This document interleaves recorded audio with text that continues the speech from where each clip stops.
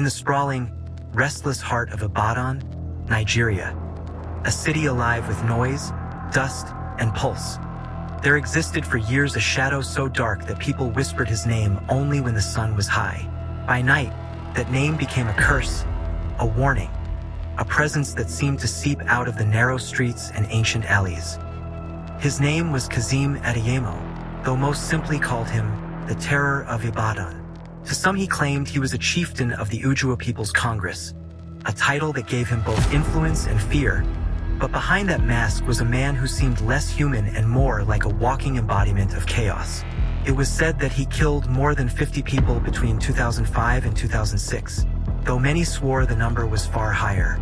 His victims were men and women alike, people who simply vanished or were found lifeless, felled by a bullet in the dark.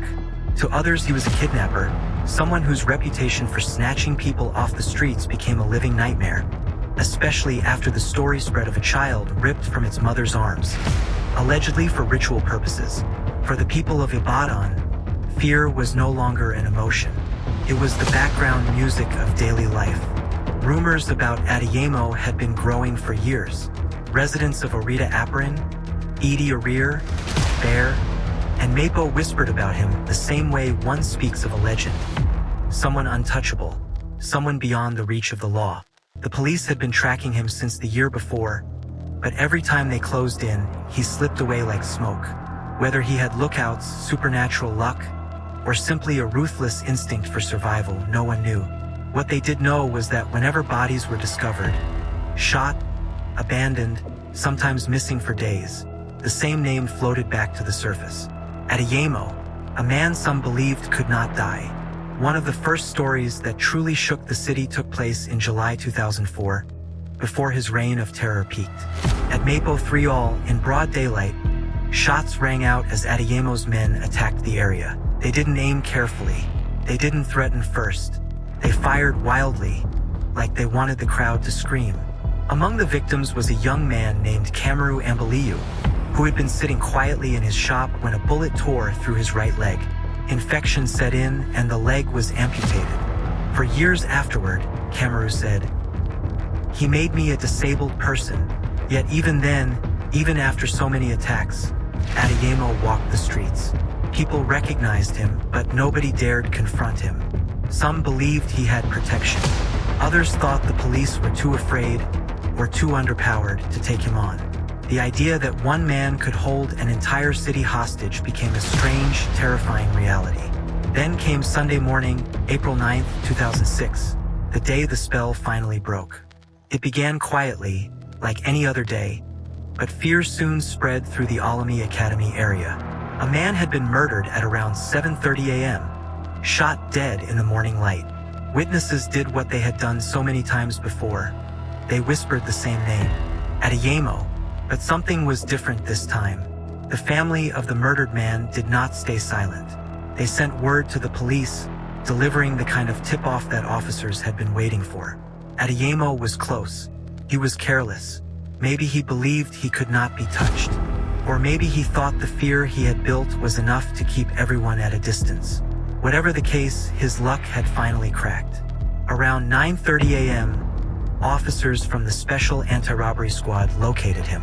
What followed wasn't negotiation or surrender. It was gunfire.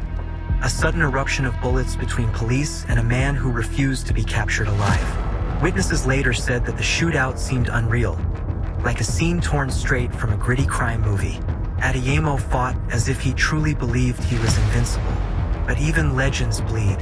When the final shot echoed out, the terror of Ibadan fell, not like a phantom but like a man. His body hit the ground, still warm, as officers approached cautiously, unsure whether they had truly ended the nightmare. The news spread faster than wildfire. From Bear to Idi Arir, from Orita Apirin to Mapo, people erupted into cheers. Entire neighborhoods filled with shouts of relief and disbelief. For the first time in years, people let their children step outside without fear. Shopkeepers lifted their windows. Older residents clasped their hands and thanked God. Some even danced. The death of one man had become a moment of liberation for thousands. But the strangest reaction came later at the SARS base in Dugby.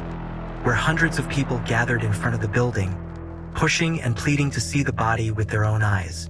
Survivors like Kamaru Ambaliu limped to the station to confirm that the monster who had changed their lives was truly gone.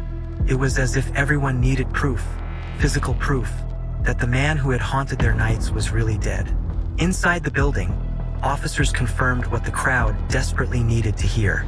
Adeyemo had been responsible for at least 20 murders that were fully documented, and dozens more suspected. 3 members of his gang had already been captured and were helping police identify others who had fled. But even as the officers spoke, one chilling rumor began spreading through the crowd: that Adeyemo's body had to be dismembered before burial to prevent his gang from bringing him back to life through rituals. Some laughed nervously. Others insisted it was true. In a city where fear had blurred the line between myth and reality, people were not taking any chances. He had been too untouchable for too long, too unkillable, too inhuman. Standing in that crowd, one could feel a strange mix of emotion: relief, uncertainty, anger, and something darker. What terrified people most was not just what Adeyemo had done, but how long he had been allowed to do it. How one man could roam freely, shooting, kidnapping, terrorizing, and still go home every night as if nothing were wrong. Some called him a criminal mastermind. Others believed he was protected by forces not entirely of this world. After all, how else could someone accumulate more than 50 victims in a city overflowing with police checkpoints and neighborhood vigilance? How could he vanish so easily? How could he kill so boldly? To this day, even though his story is now sealed by death, people in Ibadan still tell tales about him. They say that evil can grow quietly, like a seed in dry soil, until one day it becomes too large to ignore. They say that a city can become blind when fear becomes familiar. They say that some monsters walk on 2 legs, wearing human skin, unnoticed until their shadows stretch across an entire community. And somewhere in the narrow streets of Ibadan, older residents still swear that on quiet nights, you can feel a strange heaviness in the air, like an echo, a reminder of a time when a single man held the city hostage, a reminder that even when a monster dies, the memories of his terror linger in the cracks of old walls and in the minds of those who survived.